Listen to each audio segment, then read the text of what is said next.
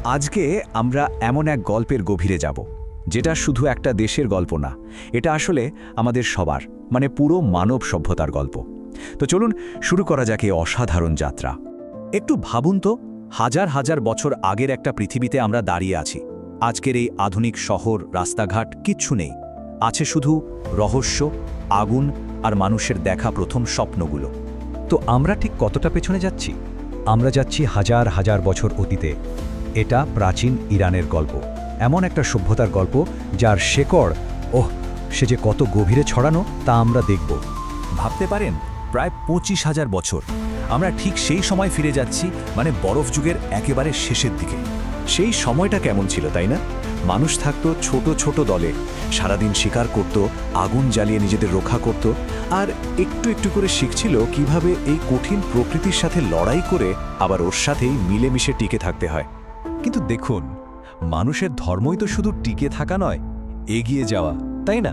তো তারা এবার সমাজ গড়ার দিকে মন দিল। আর মজার ব্যাপার হলো, এই যে অঞ্চলটা যেটাকে আমরা আজ ইরান বলে চিনি, ঠিক সেখানেই কিন্তু রোপণ করা হয়েছিল সভ্যতার প্রথম বীজ। জাগ্রস পর্বতমালার পাদদেশে মানুষ একটা বিশাল, মানে যাকে বলে জায়ান্ট লিপ নিল। এখানেই প্রথম শুরু হলো কৃষিকাজ। ভাবুন একবার, বুনো ঘাস থেকে খাবার তৈরি করা, পশুদের পোষ মানানো। এটা ছিল একটা বিপ্লব, এমন এক নতুন যুগের শুরু যা এরপর সবকিছুই বদলে দিয়েছিল। দেখুন, কৃষিকাজ মানে তো শুধু পেট ভরা চিন্তা দূর হওয়া নয়, এর আসল ম্যাজিকটা ছিল অন্য জায়গায়।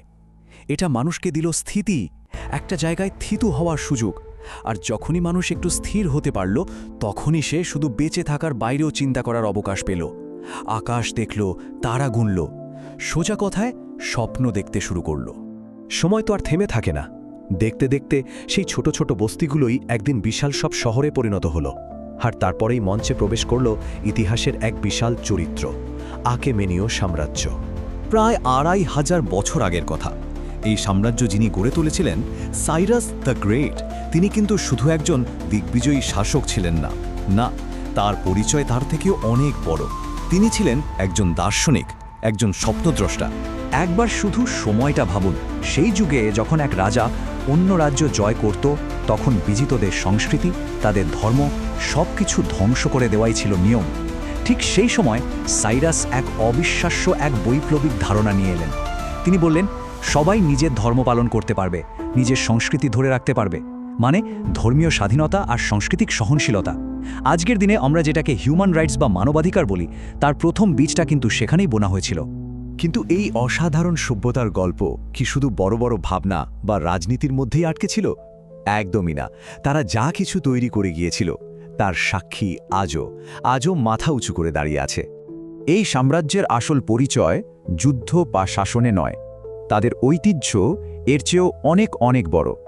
তারা গড়ে তুলেছিল শিল্পকলা আর দর্শনের এক অপূর্ব জগৎ।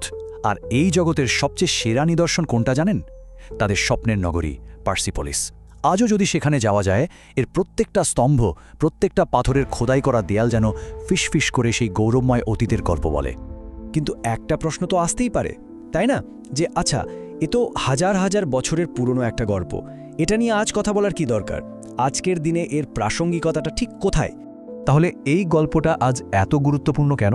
কারণ এর উত্তরটা শুধু ইরানের ইতিহাসে লুকিয়ে নেই, এটা আসলে আমাদের সবার, পুরো মানব জাতির সম্মিলিত ইতিহাসের একটা অংশ। কারণ এটাই হয়তো সেই প্রথম জায়গা যেখানে মানুষ শিখেছিল যে অনেক রকমের সংস্কৃতি, অনেক রকমের বিশ্বাস নিয়েও একসাথে মিলেমিশে থাকা যায়।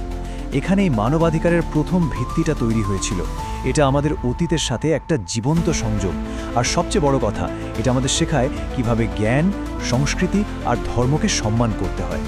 সুতরাং পরের বার যখনই আমরা ইরান নামটা শুনব, তখন শুধু আজকের খবরের একটা দেশ হিসেবে ভাবলে হয়তো ভুল হবে।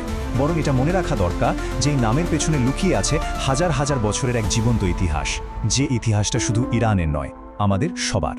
এটা মানব সভ্যতার সেই গল্প যা আসলে এখনো শেষ হয়নি।